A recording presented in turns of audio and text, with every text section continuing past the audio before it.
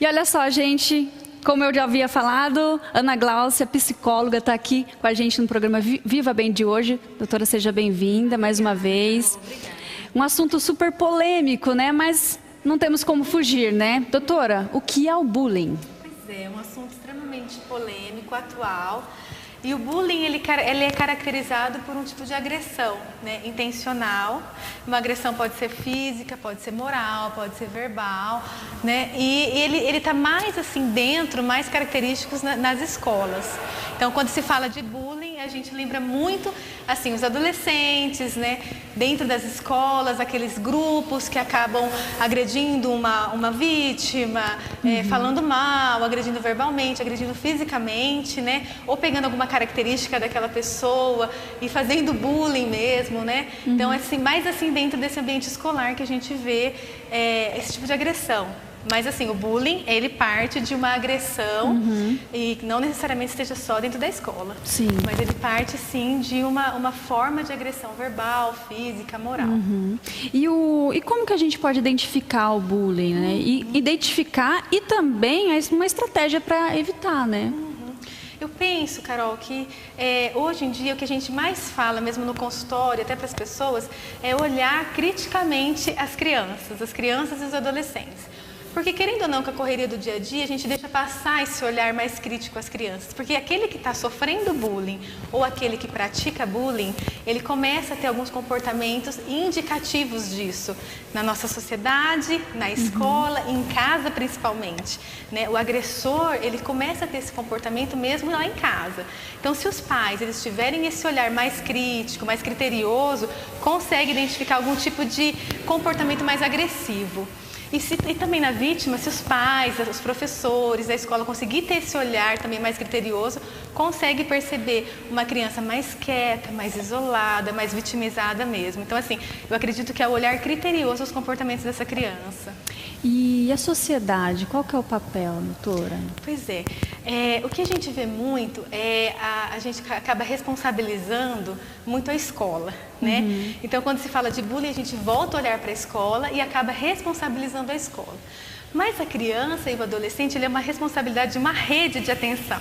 A escola é um braço, a família é outro braço, a comunidade é outro braço. Uma comunidade que essa criança frequente, seja religiosa ou não, um projeto social. Então, todos esses braços que essa criança e esse adolescente eles estão inseridos, é importante esse olhar, essa atenção aos comportamentos da criança e do adolescente. Por quê? Por mais que o adolescente ele consegue já ter uma fala mais organizada, ele se comporta.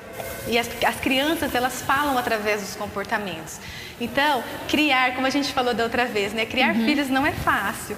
Cuidar de crianças não é fácil, é uma tarefa muito difícil. Então, a gente precisa realmente investir tempo, investir energia, investir olhar para como essa criança está se comportando. E a atenção dos pais, né, doutora? A atenção dos pais, primeiramente, né? A educação vem de casa, a princípio, né? Eu penso assim, que a família é a base da nossa sociedade. É até meio clichê ficar falando isso, mas é.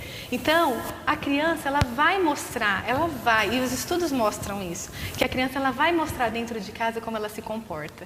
Então, às vezes, pela correria, por um monte de coisa que a gente faz, a gente dá uma negligenciada nisso.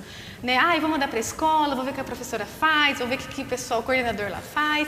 Só que lá, às vezes, é uma ponta já muito importante de comportamento. Então, se a gente conseguir ter esse olhar mais preventivo em casa, a gente consegue prevenir muitos comportamentos lá fora. Tá bom, eu consigo olhar meu filho, minha filha, mas eu não estou vendo, não estou conseguindo identificar nenhum comportamento assim.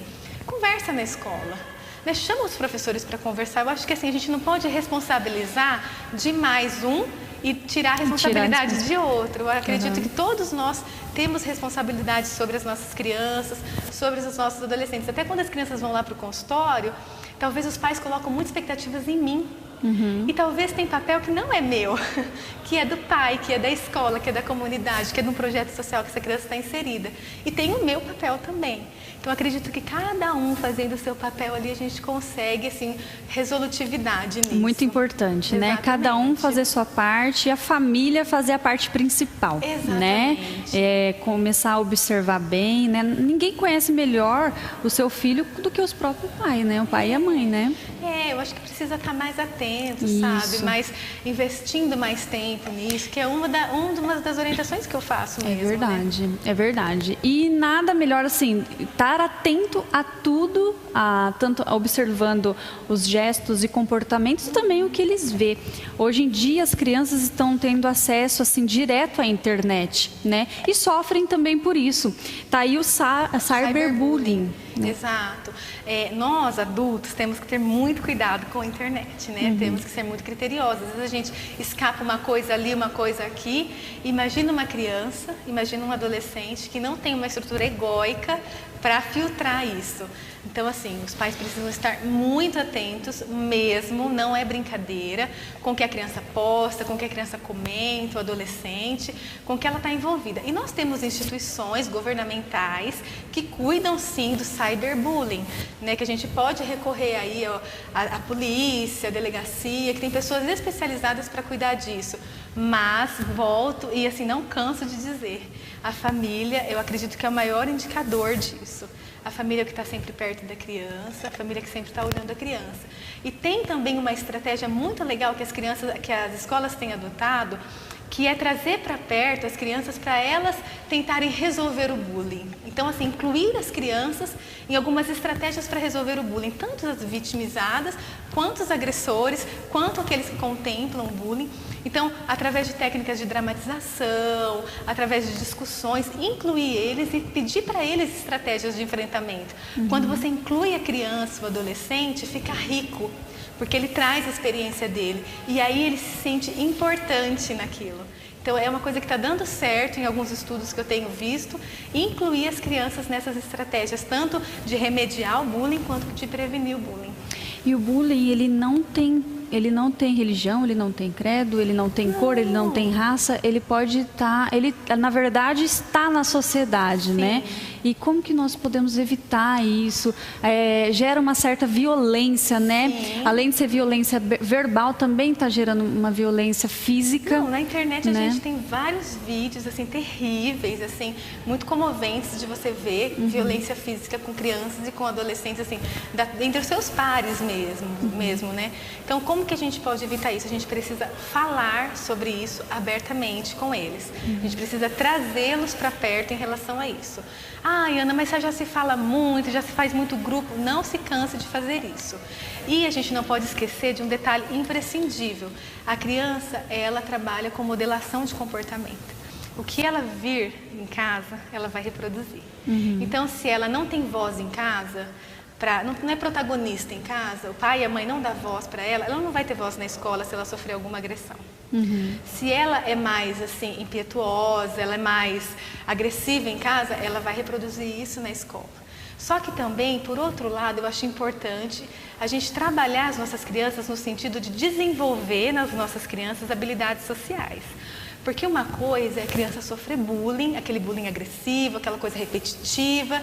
Outra coisa são brincadeiras de criança, que nós tínhamos na nossa época. Sim. Então a gente tem que saber diferenciar, porque às vezes a gente está super protegendo uma criança e maximizando talvez um problema que não precisa ser maximizado. A gente precisa ensinar a criança a enfrentar os seus problemas também. Sim. Porque a gente tem que criar nessa criança habilidades sociais para resolver os seus problemas. Porque senão ela vai virar um adulto, talvez com dificuldade de resolver os seus problemas. Dificuldade até de um relacionamento, exato, né? Entre pessoas, né? Dificuldade de ouvir não, de dizer não. Então, o equilíbrio é a chave da questão de todas as nossas questões, né? Uma coisa é a gente minimizar o bullying, outra coisa é a gente maximizar talvez um conflito entre pares, que não seja um bullying. Porque é muito mais fácil falar assim, meu filho está sofrendo bullying, vou lá na escola, vou fazer isso, vou fazer aquilo. Ou então chegar no seu filho e falar, filho, mas por que seu amiguinho falou isso para você? A mamãe me chamou de gorda. Tá, mas o que você pensa sobre isso? E o que você vai fazer sobre isso? O que você pode fazer? O que cabe a você fazer também na escola?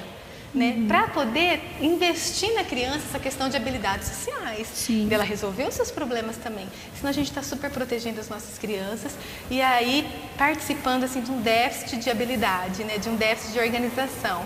E super proteger não é uma forma de educação também, né, doutora? Não, é perigoso deixar essa criança vitimizada. Vitimizada. Né? E essa criança perder o seu protagonismo, perder sua autonomia.